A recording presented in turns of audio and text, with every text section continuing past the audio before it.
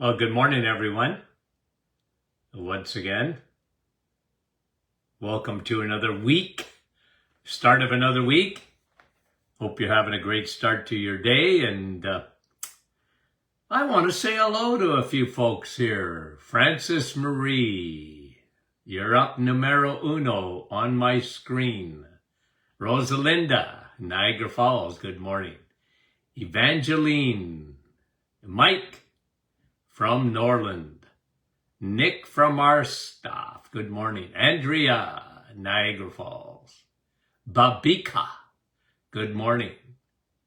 We appreciate you guys. Thanks for coming on. Reem, how are you? And Maggie, how you doing? Carrie, Nebraska. Mary, Linda from St. Jude, Quebec. Michael, Connie, good morning, Connie. How is you? Anne, Moncton, New Brunswick. Yvonne, welcome. Morris from North Bay, good morning. Bruno and Ermi. Fran in the valley. Diane, bonjour. Julie and Joanne. Jeanette and Corrine. Karen, good morning, guys. Wendy, how is you? Deb from Detroit, Michigan. Angela, Lynn, Halifax. Well, it's going to rain here too. Lise, Dave, Windsor. Deb, good morning, guys. Kevin from Oshawa. Barbara, Cape Breton. Ronaldo. Andrea, Nouveau Brunswick. Brenda and Grace from fabulous Fenwick. Cecile. Another Linda. How are you? I love those Lindas. Listen. Mary. Madeleine, Angela, good morning. Chantal, Hamner, Marcin, Pauline, Tamagami, beautiful Tamagami. Becca, Vera, Newfoundland, Luti. Am I saying that right? Oh, our friend, Dr. Troy, Newfoundland, good morning. How is you? Josephine, Fran, Orangeville, Maryland, Edmonton, the home of the Oilers. Good for them. They won. Okay, Janice. And the one that calls me Grandpa all the time. Dorothy, how are you? Not you, Dorothy. Sharon, Diane. LaSalle, Cambridge, Lori. Okay, ready to go, guys? You ready to go? We're going to do a little bit of searching this morning, Natalie and Frida from Sudbury. I never heard of it. Where's Sudbury? Ingrid, Nicole, and Sharon. Elliott Lake, beautiful Elliott Lake. And Betty, good morning. Marianne and Marcin. And Yolande, good morning. Okay, guys. Interesting, 2 articles came out. I saw them on the weekend, probably came out at the end of the week last week, maybe Friday. But I read them on Saturday, and I want to put these 2 things together. Let's talk about 2 organs that people rarely ever think of. What is your largest organ? Now, you guys know this, and I'm not testing you, although I could. What's your largest organ? Your skin. Okay? Now, what's your largest internal organ that you can see? In terms of space, it would be your gut. but in terms of size, it would be your liver.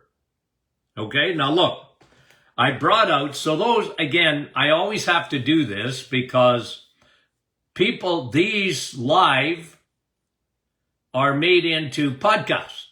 And I got to explain that. So if you're listening to this on a podcast, I've got my old atlas out, okay, that I went through school with a long time ago. But I love it. I kept it. I enjoy it. I still like looking at pictures. A lot of my learning was done on pictures. I could remember stuff once I saw it or continue to see it. Okay? So, you know, the liver for a lot of people, what does that mean? Okay? When people think of liver, they think of something they eat. Liver. And it's very good for you. Okay? But the liver, your body's liver, is a really important organ. Okay, so here we go. I'm just going to point it out. See that guy right there? There's your liver. Pretty ugly, isn't it? Okay? Like, you know, your liver doesn't win a prize on good looks, but you can't live without your liver. And then I'm going to show you another organ, okay, that's right underneath your stomach, okay? So it's found right here, right underneath your stomach. So when you know where your stomach is, go right underneath it, you're going to see your pancreas, okay? See your pancreas there? Okay. So there's your liver, there's your pancreas. 2 studies that came out, very interesting. I want to sort of tie these things together. Okay? I want to tie them together. Okay? Now, here is the one that was fascinating about the liver. There are actually 2 studies in one. They were talking about American teenagers. And it's not a pretty picture, guys. It's not a pretty picture. And the article didn't even go into a lot of detail. It just talked about something that's like a scourge in our society amongst young people, and that is fatty liver. Okay? Now, okay? Fatty liver, in this study, 74% of American teenagers, based on this, sort of cross-sectional study, have some form of fatty liver. Now that's a scary, scary thought. Okay? Some form of fatty liver. So you have fat in your liver. Why, Doc, are you talking about that? Because it's very, very dangerous for your heart. These kids don't realize what happens in the liver don't stay in the liver. It's not Las Vegas. Okay? And we've taught you this before. But this is even more dramatic when we think of these numbers. Imagine teenagers. And according to this study, 74% have some form of fatty liver. What does that mean in the future for these kids? I'm going to show you, okay? I'm going to show you another organ that is really important. I just got to get it in my atlas here, okay? Because I'm showing you the digestive system, but the digestive system, one of the most important organs, is your liver, okay? But I'm going to show you a picture of, let me see, I can find it here. Let me find a picture of, I should have done this ahead of time and find you a picture of the heart. Okay? So, here's one, hold on. Bear with me. Okay, just when I'm trying to find, there's the heart. See that heart right there? Okay, now I'm going to tie these two things together. I'm going to tie them together. The liver and the heart. When you get fatty liver, I looked at blood work this morning, and I could tell by certain numbers that this person had fatty liver. Didn't say it on the report because they're not looking for this. You know, fatty liver, doctors, look, it's not that they don't understand it, but they don't know the connection. That's what I'm going to drive home here. Your liver is directly connected to your heart. What? It is. Because when the liver, in brackets, you know the way I think, the liver, in brackets, is the Costco parking lot. Right? What gets parked there? Fat, sugar gets parked in the liver, and it's converted to fat. Got it? And that's all right, a little bit. You got stored fat in your liver, as long as there's not much. You got nothing to worry about, honey. But when that parking lot gets full, when the parking lot gets full, when the traffic cop directs traffic into the liver, if people, and this is what they're showing with teenagers, they're insisting on eating or drinking, worse is drinking, sugar. When you insist on eating and especially drinking sugar, your liver is in doo-doo. It's in trouble. And again, one little step back so that you stay with me.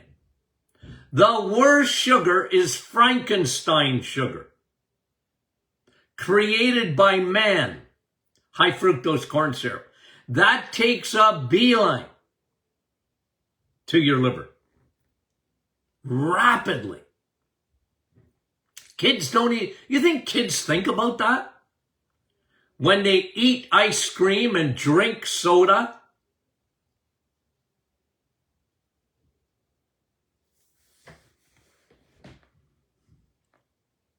Like a Coke or a Pepsi with, 14 teaspoons of sugar in it.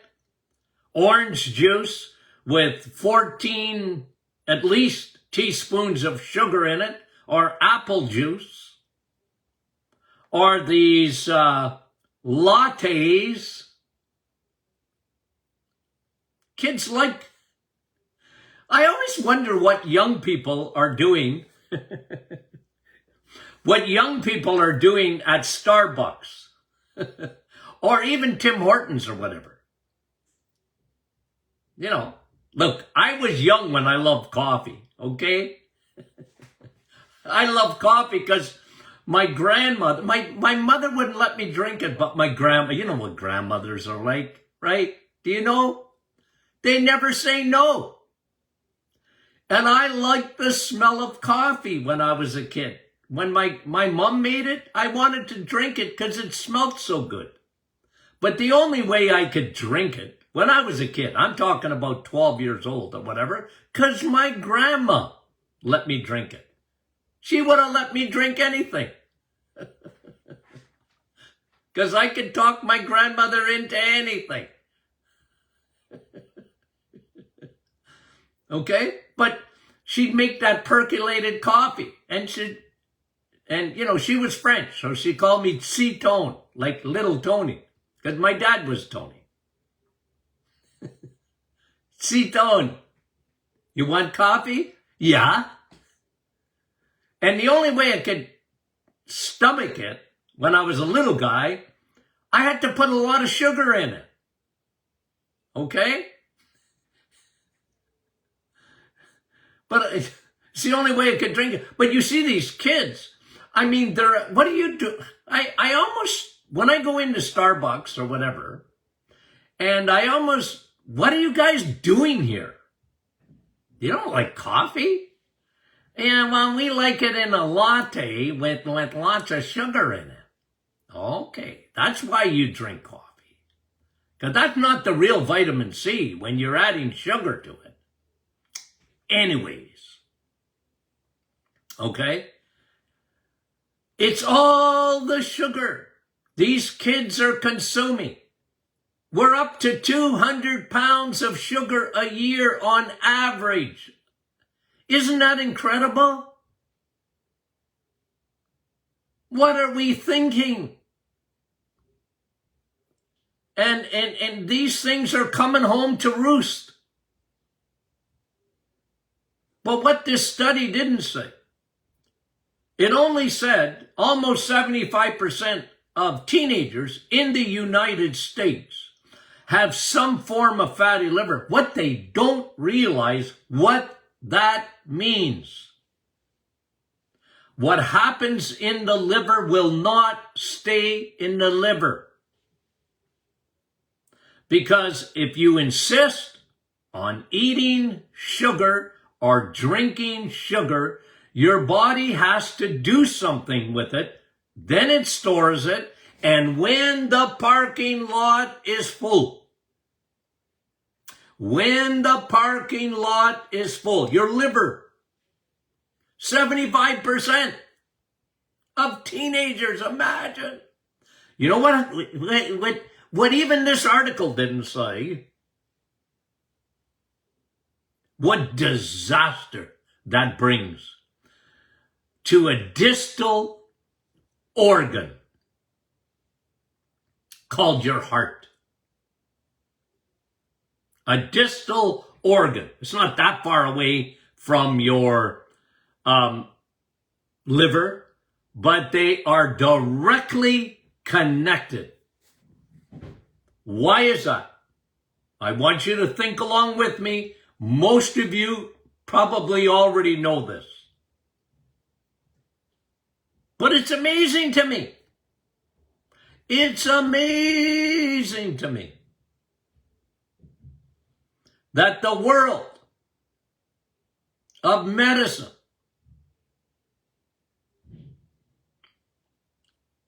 is fixated on cholesterol. And they're looking for love in all the wrong places because they're not making the connection that needs to be made. When you have fat in your liver, your body converts it to triglycerides, fat balls. And folks, there's nothing worse for your heart than triglycerides.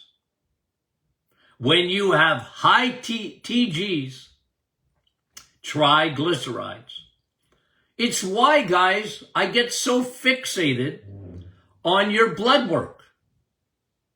And I know every day,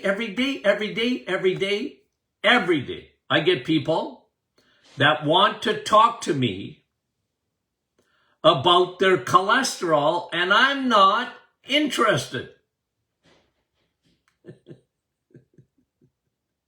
I'm not. Doc, my total cholesterol. Ooh, I know when I have to hold myself back. So it's not your fault. But it don't mean nothing. Triglycerides mean something. Triglycerides mean something. Because it's directly proportional to the amount of fat in the liver, which is directly, listen, which is directly proportional to the amount of sugar you eat, you consume. Got it? Sugar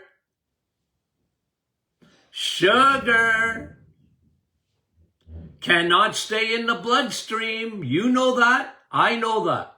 It can't stay in the bloodstream. If sugar is so toxic that it destroys your blood vessels, your body does everything in the world to get sugar out of your bloodstream, but it has to put sugar someplace. Because insulin's job, it's a traffic cop. It has a job to do. It will not allow your blood vessels to have sugar in there. Other than, like I said, I've talked to you about this before. You got 4 or 5 liters of blood in between that. Okay? And in your 4 or 5 liters of blood, your blood sugar is so tightly regulated, it's unbelievable how your body focuses in on controlling your blood sugar. It's a very narrow, you don't want to be out of the range. But your liver's got a job to do, your insulin's got a job to do. It must store sugar. Okay? Its favorite spot would be your liver. Now, you have muscles. When I see skinny people, and then I see obese people, skinny as a rake, and obese. The two extremes are not good. The two extremes are not good. You can be skinny as a rake and very unhealthy. You can have fatty liver. Your body just, it's storing fat there, but you can't see it. And then you have obesity. The liver is full. So the body has to produce more fat even. And it surrounds the liver and the other organs with visceral fat. Because for some people, they have an unlimited ability. Your insulin has an unlimited ability to make fat cells. You see somebody that's bigger, they got a liver problem. You see someone that's skinny, they might have a liver problem, full of fat. You just can't see it. But I can see it if the skinny people will send me their blood work. Because I can zero right in on what's happening. Because all I need to see is your triglycerides and your HDL. That ratio, to me, is one of the most important blood tests that you can get done. Because it tells you the connection between your liver and your heart.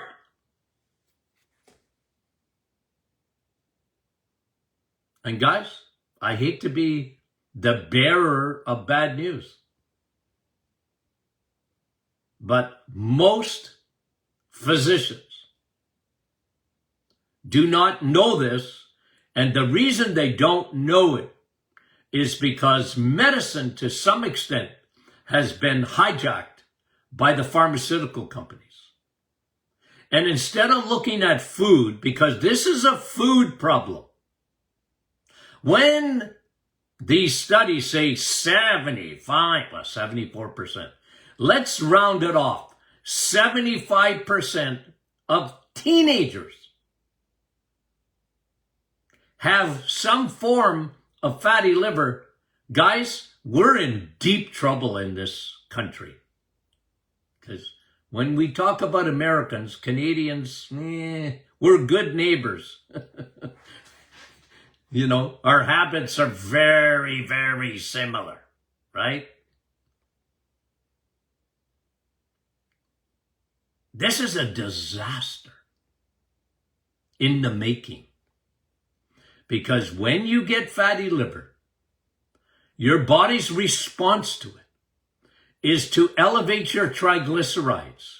It makes fat balls in your bloodstream. And you need cholesterol to be high, not low. You want your cholesterol, your HDL, high density lipoprotein. You want trucks with hitches. That's what cholesterol is, guys. Well, it's more than that. But what HDL is are trucks with hitches on the highways and byways of your blood vessels. And you know what they're doing? They're hitching their wagon to those bad fats, which are called what? Triglycerides. And folks, listen, Lindas out there. You don't get bad cholesterol from eating eggs or meat or cheese. You just don't. You get bad triglycerides from sugar, honey. That's how you get it. And that's why I always tell people, when you do the reset, you're emptying your liver. Bye-bye, look, the fat in your liver. Isn't that worth it? Because what you're helping, I know a lot of people, they don't think about it. They don't think about it. Because we're focused in on weight loss. And listen, I know that, okay? But listen. When you empty your liver by cutting out your sugars, your crappy carbs, you're helping your heart. You're helping your heart. That's the connection. So when I read a study like this, folks, we got big fish to fry in this society of ours. We're so upside down, it's unbelievable. When it comes to nutrition, we're upside down. Here we are in 2022, and you think we'd know better. You'd think we'd know better. But the disaster coming down the pipe for these kids is what's going to happen to their heart disease. It's already, listen, the number one killer in our society today. And it will remain between there and cancer.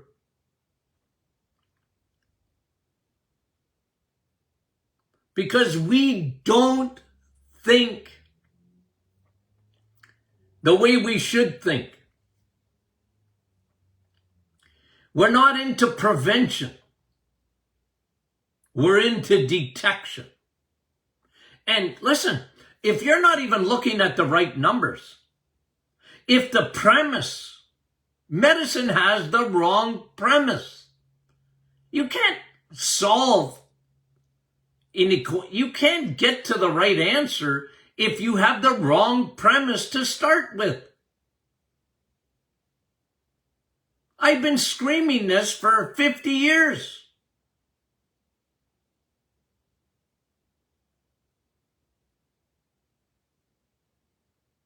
That organ, your liver,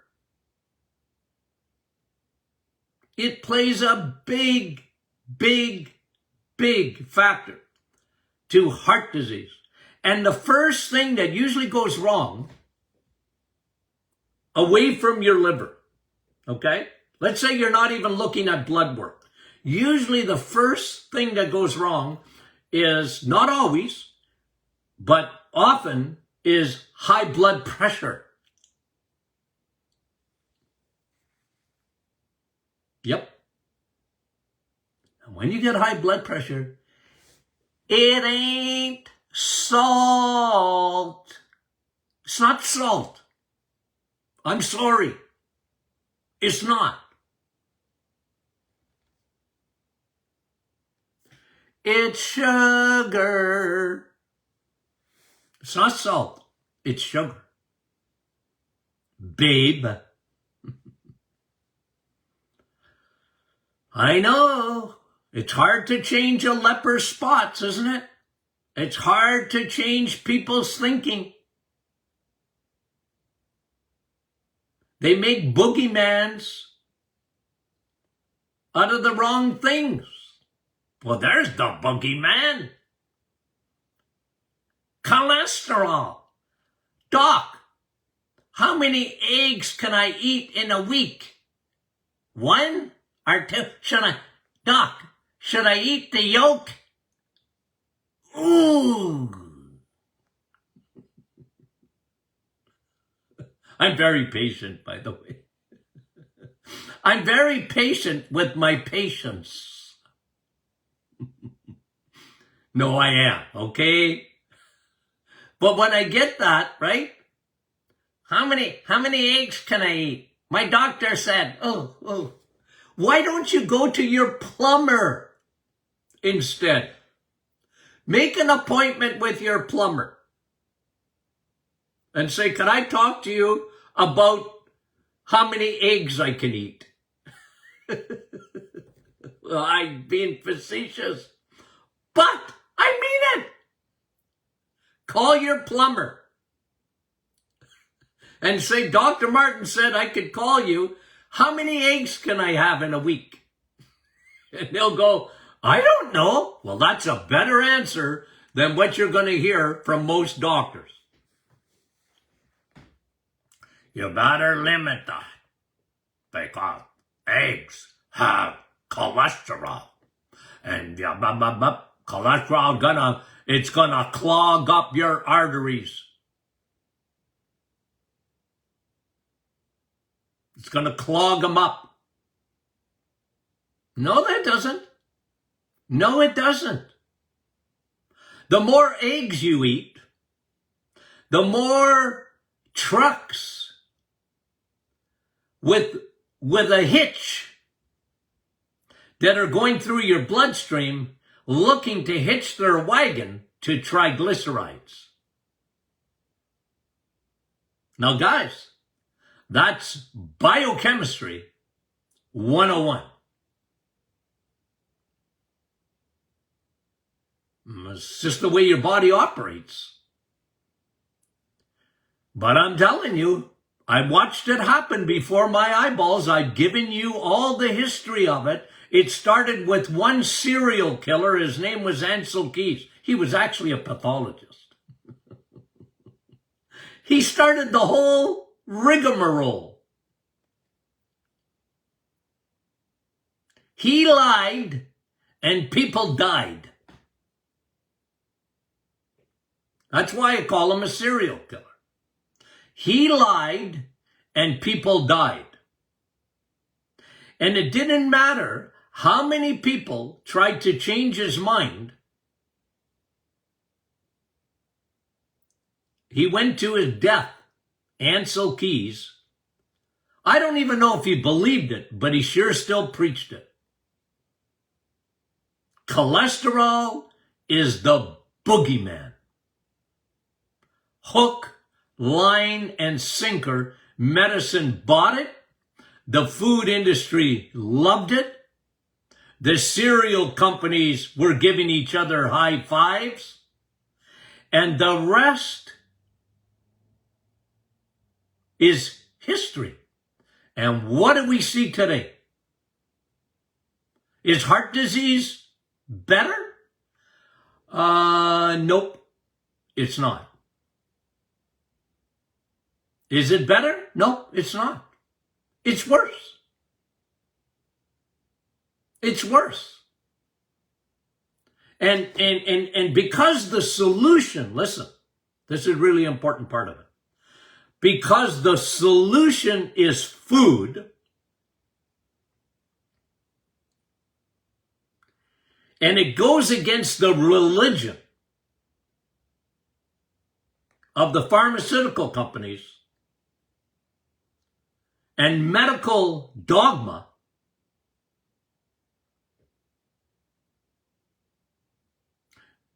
guys, if you're honest with yourselves, right? If you do any kind of reading at all, you'll admit what I'm saying is true. Because the whole world went for it. You ask 99.9% of the doctors out there and the lay people, do a survey on the streets. What is bad for your heart? They won't even say smoking anymore. Well, they might, and they should. But people got the memo on smoking, right? I mean, I'm talking to a friend the other day, and they still smoke. I said, well, you don't have to, I don't have to tell you that that's not good for you, right? No, doc, I know. I don't have to tell you that. But what I gotta tell you is that 99% of all heart attacks come originally from the liver, not from your heart. Doesn't come from your heart. It originated in the liver.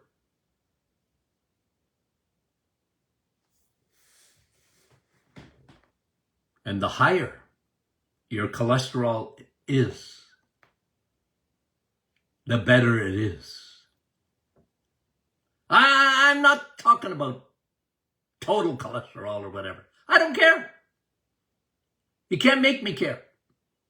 I want to know what your HDL is.